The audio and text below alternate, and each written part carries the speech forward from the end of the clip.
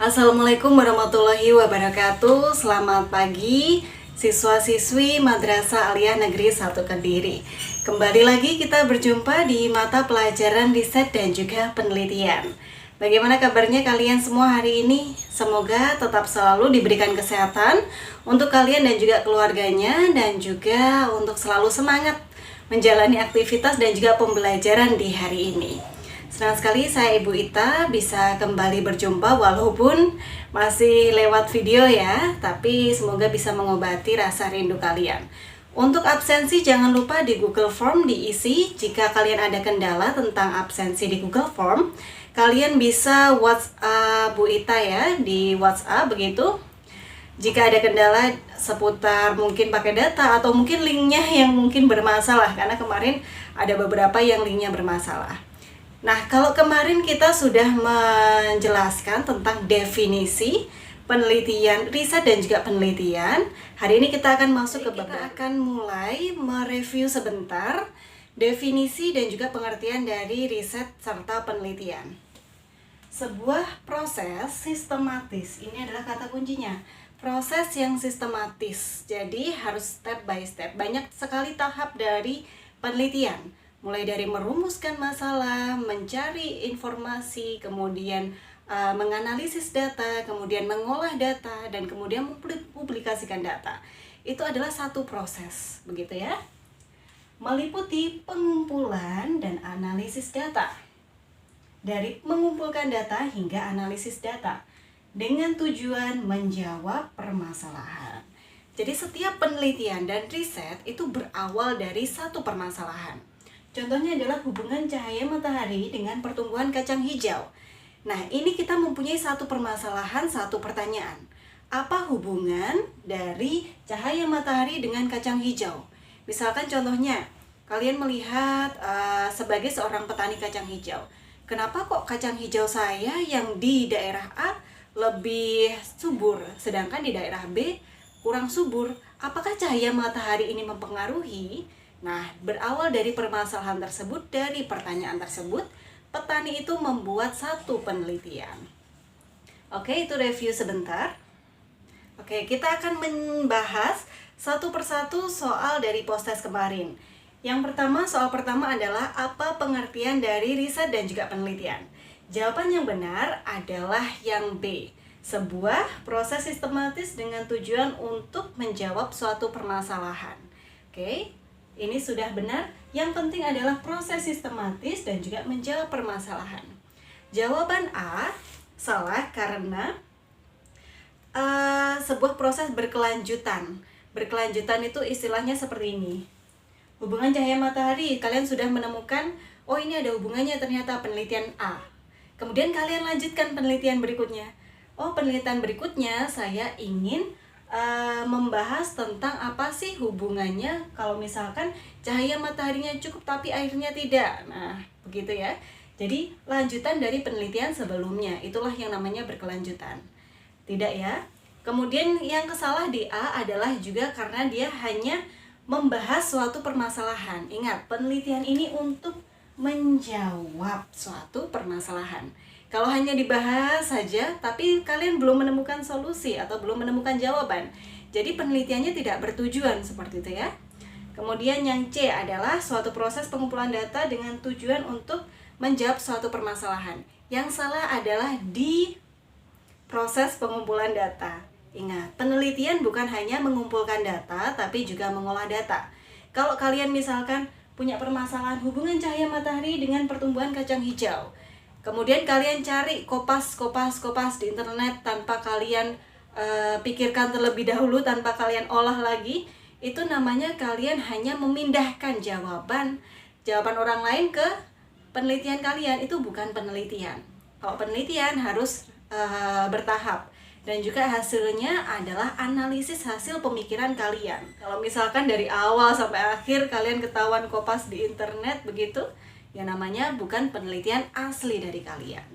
Oke, itu yang salah dari C. Kemudian yang D adalah sama ya, tujuan untuk membahas suatu permasalahan. Bukan hanya dibahas, tapi juga dijawab.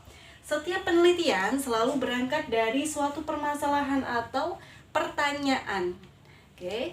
Walaupun itu seputar inovasi, misalkan saya inovasi masker masker yang alami, misalkan pakai kain daur ulang begitu. Hari ini kan penggunaan masker banyak sekali yang sekali pakai begitu ya.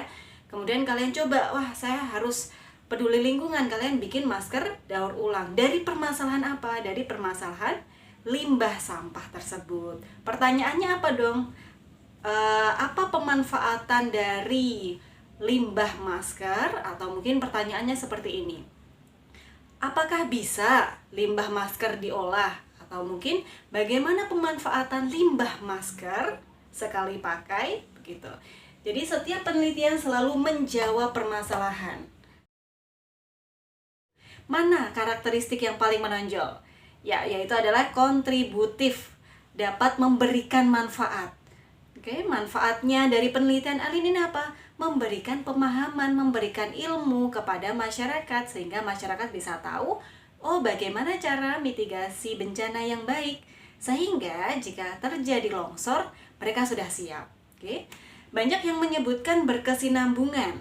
Berkesinambungan itu dalam proses penelitian. Jadi secara berkesinambungan, misalkan begini. Satu proses penelitian, ada permasalahan, misalkan Elin ada permasalahan bencana longsor. Kemudian dia membuat rumusan masalah, bagaimana cara mengatasi mitigasi longsor atau bagaimana bentuk sosialisasi bencana yang baik.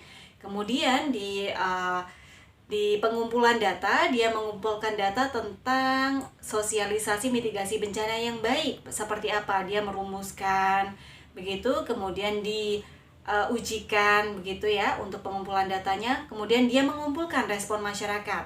Jadi masyarakat ditanyain satu-satu, bagaimana ibu responnya, baik apa tidak, seperti itu. Melakukan olah data, mengolah datanya, 9 dari 10 warga ternyata lebih suka sosialisasi mitigasi bencana dengan wayang kulit. Jadi tahap-tahapannya berkesinambungan. Itu yang dimaksud kesinambungan ya. Kalau yang ini ditekankan pada kalimat ini. Karena inovasinya tersebut, masyarakat di desanya lebih siap ketika terjadi bencana alam. Oke. Karena inovasinya, masyarakat jadi siap. Itu kan bentuk kontribusi dari si Elin. Yang benar adalah tingkat keefektifan penggunaan zat pestisida kimia dibandingkan pestisida alami.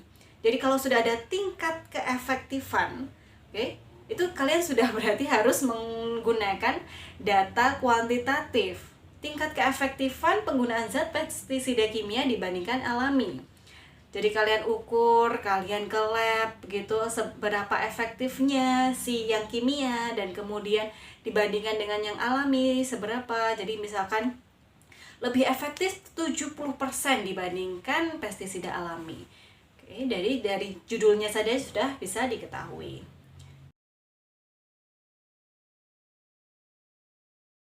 Yang benar adalah penelitian analitis, oke? Karena seperti yang kita ketahui kemarin ya, sifat kita singgung sebentar, eksploratif, menemukan hal baru, kemudian verifikatif untuk menguji penelitian yang sebelumnya, kemudian pengembangan untuk mengevaluasi penelitian yang sebelumnya. Penelitian analitis tidak ada.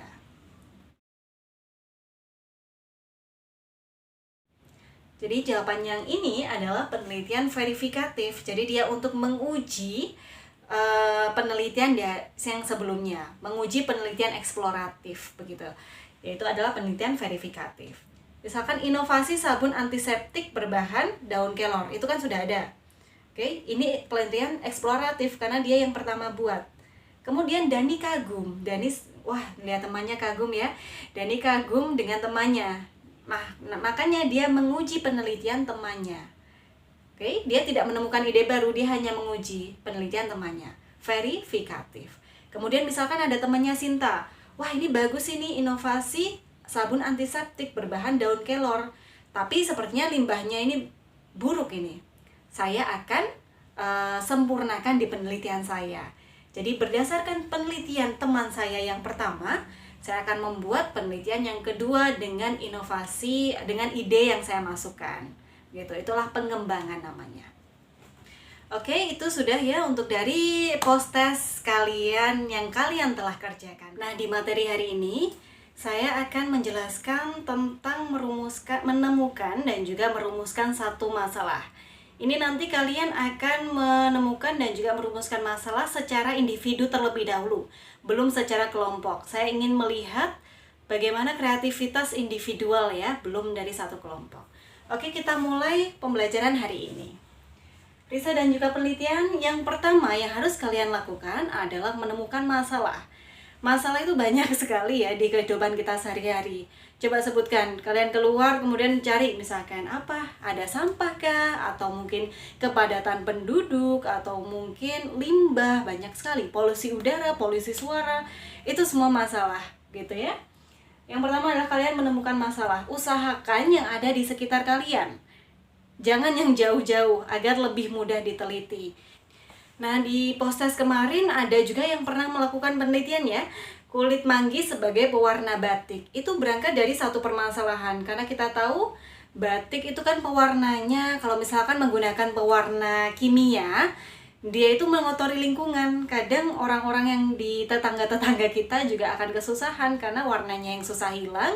Kemudian itu juga mencemari lingkungan karena kandungan kimianya yang juga berbahaya. Kemudian dia membuat kulit manggis sebagai pewarna batik. Itu bagus sekali. Berangkat dari satu permasalahan jadi satu inovasi baru, begitu ya. Jadi coba temukan masalah. Ini PR kita pada hari ini. Nanti hari Sabtu deadline-nya ya. Temukan satu masalah yang ada di sekitar kalian. Usahakan masalah itu banyak dikeluhkan oleh masyarakat. Kalau misalkan kalian saja atau 1-2 orang begitu, itu kurang, kontributifnya kurang ya nanti di masyarakat. Ingat tadi ya, karakteristik dari penelitian adalah kontributif. Kemudian setelah kalian menemukan masalah, coba rumuskan masalah tersebut. Yang paling penting dalam merumuskan masalah adalah menggunakan kalimat tanya dan juga ada lokasinya. Oke? Contohnya seperti ini. Menemukan masalah, masalahnya adalah polusi udara. Kemudian dia membuat rumusan masalahnya adalah bagaimana pengaruh polusi udara terhadap kesehatan warga Tarokan. Dalam bentuk kalimat tanya bagaimana dan juga lokasinya ada di Tarokan. Kalimat tanya usahakan jangan pakai kapan atau di mana, karena itu tidak usah penelitian pun kalian sudah bisa menemukan begitu ya. Untuk kebanyakan seperti itu. Oke.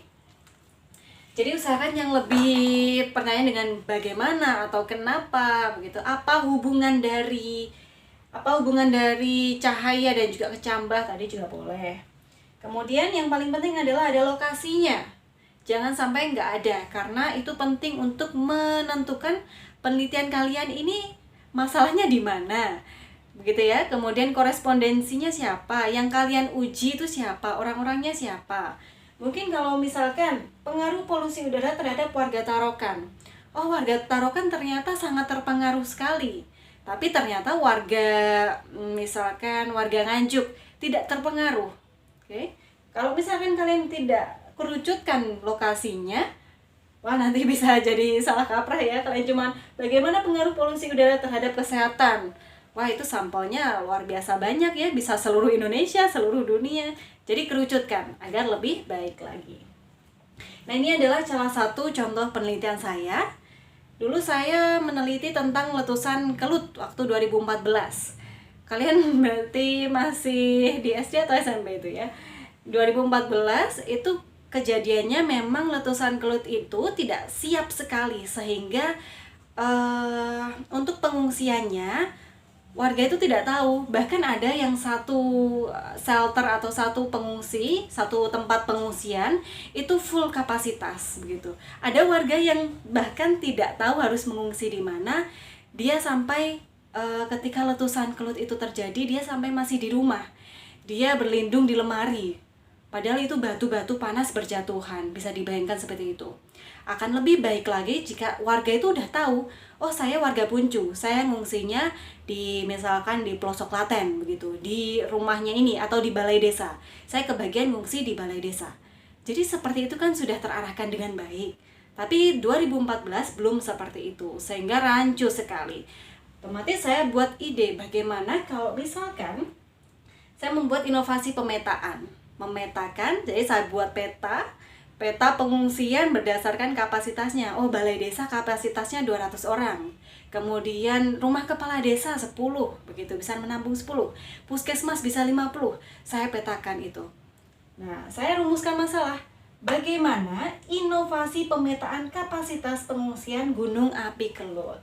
Berbentuk pertanyaan dan ada lokasi wilayahnya atau objeknya juga, begitu ya. Coba kalian bikin satu rumusan masalah, satu masalah dan juga rumusan masalahnya seperti yang ada di contoh.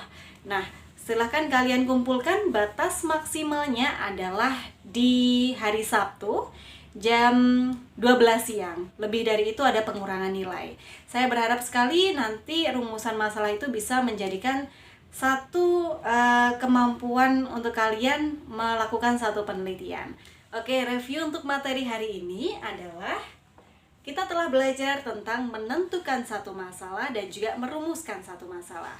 Masalahnya ditentukan di lingkungan di sekitar kalian. Apa yang menjadi problematika di masyarakat yang butuh satu solusi.